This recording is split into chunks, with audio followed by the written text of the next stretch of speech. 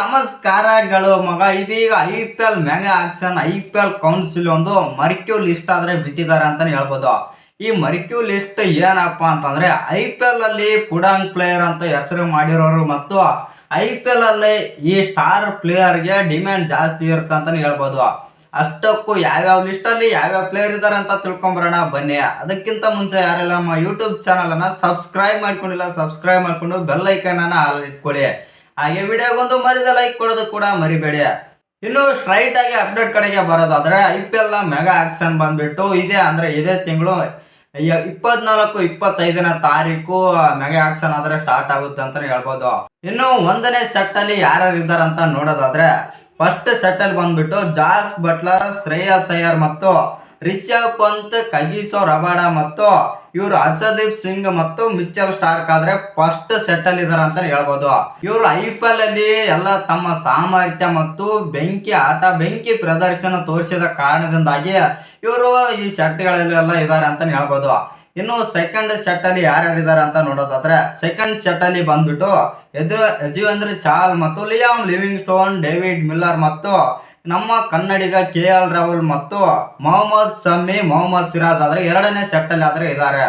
ಇನ್ನು ಮೂರನೇ ಸೆಟ್ ಅಲ್ಲಿ ಬಂದ್ಬಿಟ್ಟು ಹ್ಯಾರಿ ಬ್ರೂಕ್ ಮತ್ತು ಡೆವನ್ ಕಾನ್ವೆ, ಜೇಕ್ ಫ್ರಾಜರ್, MC ಗರ್ಕ್ ಆದ್ರೆ ಮೂರನೇ ಸೆಟ್ ಅಲ್ಲಿ ಇದ್ದಾರೆ ಮತ್ತು ಏಡನ್ ಮಾರ್ಕ್ರಮ್, ನಮ್ಮ ಕನ್ನಡಿಗ ದೇವದತ್ ಪಡಿಕಲ್ ಮತ್ತು ರಾಹುಲ್ ತ್ರಿಪಾಠಿ ಮತ್ತು ಡೇವಿಡ್ ವಾರ್ನರ್ ಅವರು ಸೆಟ್ 3 ಅಲ್ಲಿ ಆದ್ರೆ ಇದ್ದಾರೆ ಅಂತಾನೆ ಹೇಳ್ಬೋದು.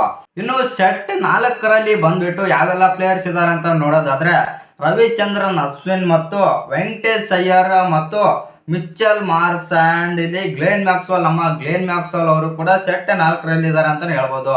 ಹಾಗೆ ಹರ್ಷಲ್ ಪಟೇಲ್, ರಚಿನ್ ರವೀಂದ್ರ ಮತ್ತು ಮಾರ್ಕರ್ ಸ್ಟೋಯ್ನಿಸ್ ಅವರು ಈ ಎಲ್ಲಾ ಪ್ಲೇಯರ್ಸ್ ಆದ್ರೆ ಸೆಟ್ 4 ಅಲ್ಲಿ ಆದ್ರೆ ಇದ್ದಾರೆ. ಈ ಸೆಟ್ ಬಂದ್ಬಿಟ್ಟು ಕಂಪ್ಲೀಟ್ ಆಲ್ರೌಂಡರ್ ಸೆಟ್ ಅಂತಾನೆ ಹೇಳ್ಬೋದು.